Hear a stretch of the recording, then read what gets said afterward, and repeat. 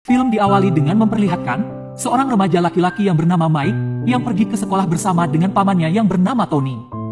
Tony kemudian bertemu dengan seorang pelatih bernama Burt. Tony memohon pada Burt untuk menerima Mike sebagai pemain di timnya. Tony pun menunjukkan kehebatan Mike dalam bermain basket. Burt pun terpukau melihat kemampuan Mike, sehingga ia pun menerima Mike untuk bergabung dalam tim. Burt kemudian mengajukan permintaannya pada kepala sekolah agar menerima Mike untuk bersekolah di tempat itu. Namun para guru keberatan menerima Mike karena nilai akademik Mike tak mencapai rata-rata yang mereka tentukan. Di sini Burt bersikeras membujuk guru-guru hingga akhirnya mereka memutuskan untuk memberikan Mike kesempatan. Tetapi dengan syarat, yaitu Mike tidak diperbolehkan untuk ikut berlatih hingga nilai akademiknya meningkat. Keesokan harinya Mike mulai bersekolah. Sesampai di kelas, seorang guru bernama Boswell memperkenalkan Mike pada murid-muridnya. Boswell mengadakan ujian dadakan, lalu seorang siswa memberikan lembar soal itu kepada Mike sambil menatap penampilan Mike.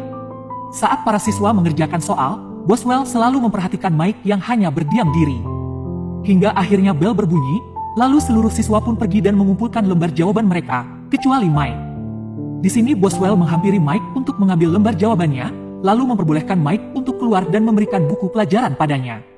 Boswell memeriksa jawaban Mike, namun tak satupun soal yang Mike jawab. Pada lembar terakhir, Mike hanya menggambar sebuah kapal. Di sisi lain, Mike yang mendengar pertengkaran paman dan istrinya yang ingin mengusir Mike. Di tempat lain menampilkan seorang wanita yang bernama Anne, yang datang ke pertandingan voli untuk menonton Collins anaknya. Anne duduk bersama suaminya yang bernama Sean, dan anak laki-lakinya yang bernama SJ. Di tempat duduk yang berbeda, terlihat Mike yang juga menonton pertandingan tersebut. Setelah pertandingan selesai, Sean melihat Mike yang mengumpulkan sampah sendirian.